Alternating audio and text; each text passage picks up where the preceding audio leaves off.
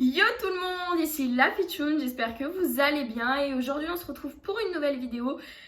Vous avez sûrement dû entendre parler de ce sujet, c'est l'un des sujets les plus discutés de la musculation et surtout des plus stéréotypés.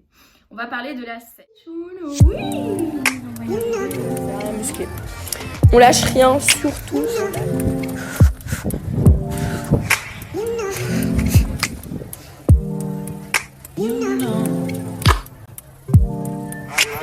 Ça va être très simple, je vais m'organiser en 3 parties qui sont vraiment très compréhensibles. Il y aura du blabla scientifique, mais ce sera compréhensible puisque vous aurez des définitions juste en bas dans des petits nuages ou dans des petites cases. Je verrai comment je vais monter ça. Donc dans un premier temps, on va définir ce qu'est la sèche, à qui elle s'adresse, à qui... Voilà, tout ce qui est un petit peu définition, tout ce qui est un petit peu base de la sèche, de ce qu'est la sèche. Ensuite, je vais vous proposer en 6 étapes comment faire une sèche. Et enfin, je vous montrerai les erreurs à ne pas commettre, qui sont très importantes et qu'il ne faut surtout pas négliger. Donc, pour commencer, voilà, j'ai mes petites notes dans mon petit carnet, je peux pas, j'ai licorne. Wouh! Merci maman au passage. Donc, dans un premier temps, une sèche, c'est très simple à comprendre. Une sèche, c'est une diminution du taux de masse grasse que l'on a dans notre corps. Le taux de masse grasse, ça se calcule en pourcentage. D'ailleurs, au passage, il y a une très bonne balance qui calcule votre taux de masse grasse. Quand vous montez sur la balance, vous avez l'application qui est reliée et qui calcule votre taux de masse grasse et votre taux de masse musculaire qui est très bien, vraiment. La sèche, la plupart du temps, c'est pour les bodybuilders, donc c'est une action, une activité, quelque chose, donc un but qui est très professionnel.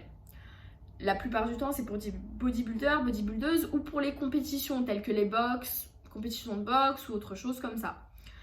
Parce que dans la boxe, faut avoir un poids assez léger lorsque l'on va combattre. C'est mieux, mais après, voilà, ça c'est un autre domaine. Donc voilà, elle ne s'attribue pas aux débutants. La sèche n'est pas faite pour les débutants. Si vous venez de commencer la musculation, que ça fait 1 mois que vous êtes dans la musculation, vous êtes simplement débutant, vous n'avez pas eu le temps de développer assez de muscles pour pouvoir ensuite les tracer. Parce que la sèche, c'est quelque chose de très esthétique. Ça n'a rien d'autre à voir avec... c'est que de l'esthétique. Vraiment. Donc si vous n'avez pas assez de muscles pour pouvoir montrer vos muscles, ça ne servira à rien, clairement. Ça va vous faire, ça va être contre-productif, ça va vous faire régresser concrètement. Donc il faut avoir au préalable donc au moins 1 année de musculation parce que pendant cette année-là, on a pu au moins créer assez de muscles. Par contre, ça peut dépendre des cas. Parce qu'il y a des cas où la musculation, au bout d'1 an, n'a pas créé assez de muscles pour eux. C'est juste que vous avez un métabolisme plus lent que les autres et ça, c'est pas grave puisque souvent, les régimes que l'on fait, qui sont très longs, affaiblissent notre capacité à notre corps à avoir un métabolisme assez élevé. Et c'est le métabolisme du corps qui fait que l'on brûle plus de calories au repos. Et plus il est élevé, plus vous allez pas perdre du poids, mais plus vous allez, si vous voulez, éviter l'augmentation de votre poids. Ensuite, la sèche ne doit pas, la sèche, c'est pas donc pour les débutants, donc il faut pas la faire plus de 3 mois, mais bon, ça, on verra dans les choses à ne pas faire, dans les erreurs à ne pas commettre. Voilà pour la définition de la sèche globalement. Ensuite, on va passer concrètement donc aux règles. Donc, comment faire une sèche. Faire une sèche, c'est simple. A priori, faire une sèche, c'est juste diminuer ses calories. Bon, a priori, hein, ça, voilà, c'est des mythes. Enfin, voilà, moi je suis pas trop d'accord avec ça, puisqu'il y a plein d'études scientifiques au jour d'aujourd'hui qui ont prouvé que plus vous réduisez votre alimentation, plus votre métabolisme était lent et plus voilà, vous régressez et en plus de ça, vous perdez du muscle plus que du gras. C'est pas ce qu'on veut. Ça sert plus à rien du coup, sinon le projet. Donc voilà, moi je vais vous proposer quelque chose de plus... je vais mettre en avant, si vous voulez, En premier temps, la sèche de base, dont tout le monde vous parle, à la salle ou je ne sais pas où, mais la sèche de base, voilà, celle qui n'est pas forcément celle que je vais vous donner, et ma sèche à moi, que j'ai organisée selon les défaites que j'ai commises, selon les échecs que j'ai fait, que j'ai fait au cours du temps en faisant des sèches, voilà.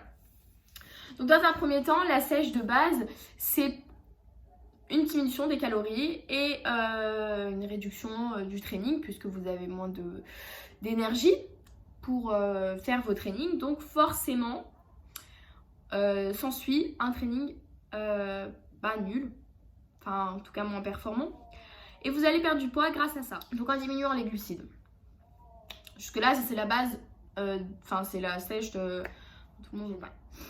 Mais j'ai fait ça et malheureusement je l'ai fait trop longtemps. Et vous verrez des photos, mais je suis passée en fait, si vous voulez, de 61 kg à 49 kg en à peine un mois. Et tout ce poids que j'ai perdu, si vous voulez, ça m'a mis en danger, mais réellement. Donc c'est pour ça que je vous propose une autre alternative d'une sèche qui est donc cette fois-ci, vous allez voir, je vais vous donner ça en 5 étapes. Donc en premier, pas de diminution des calories. On ne diminue pas ses calories. On apprend à manger mieux. Donc on revoit son alimentation de base de A à Z. On la revoit tout entière. On va, si vous voulez, produits qui font gonfler le ventre, on va manger des calories de maintien. Si vous voulez, vous avez les calories, vous avez le déficit calorique.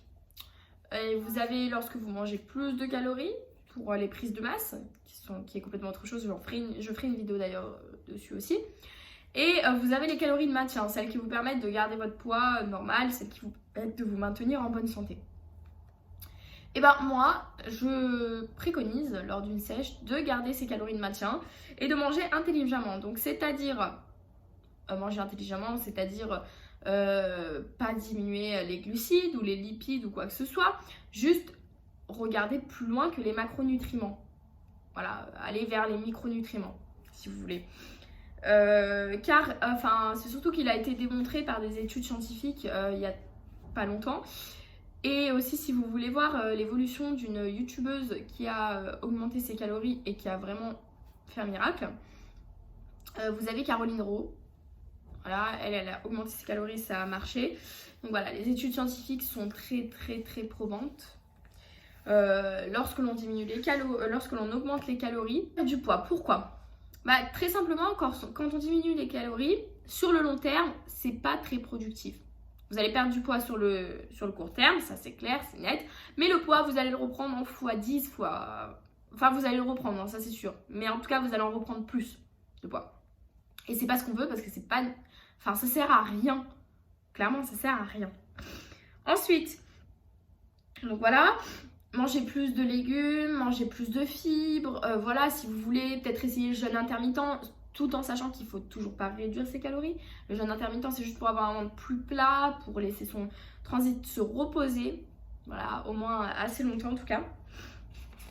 Ensuite, oui, donc les bonnes sources de glucides aussi, donc c'est-à-dire blé complet, orge, quinoa, tout ce qui allie protéines et glucides.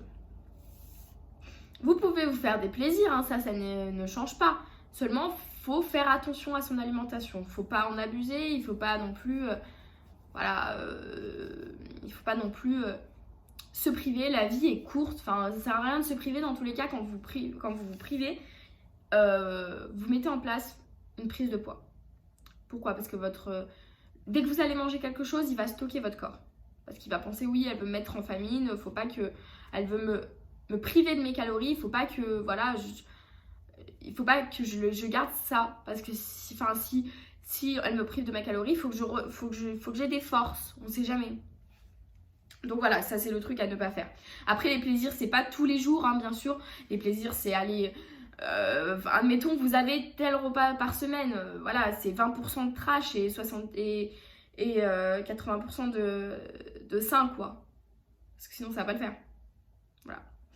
Ensuite, on va augmenter son NEAT. Alors, qu'est-ce que le NEAT? N-E-A-T. Le NEAT, clairement, c'est quelque chose de super pour diminuer son poids et pour se tracer. Donc, le HIIT, c'est l'ensemble des activités quotidiennes que l'on fait. Marcher pour aller au métro et tout ça, voilà, c'est ça. Augmenter son HIIT, ça veut dire marcher plus, prendre l'escalier au lieu de l'ascenseur, descendre 2 arrêts avant au lieu d'aller jusqu'au boulot en bus. Pour marcher, c'est bouger tout le temps, constamment bouger. Si vous devez rester assise toute la journée, essayez de trouver une solution pour être debout. Voilà, quand vous êtes debout, vous brûlez des calories plus que quand vous êtes assis. C'est logique, c'est simple et c'est quelque chose à ajouter dans ses journées qui est très facile, qui est plutôt accessible à tout le monde. Voilà. Ça, c'est super intéressant, le NEAT, pour perdre du poids. Dans les trainings, il faut porter plus lourd. Voilà. Porter plus lourd parce que vous allez utiliser plus de muscles, solliciter plus de muscles, ou en tout cas, vous allez plus solliciter votre muscle. Votre muscle va devoir pousser dans ses pires retranchements. Il va devoir se casser. Bon, je vous fais simple, hein, c'est pas vraiment comme ça que ça se passe, c'est un peu plus complexe que ça. Mais en tout cas, il va devoir se casser, on va dire, se casser pour mieux se reconstruire.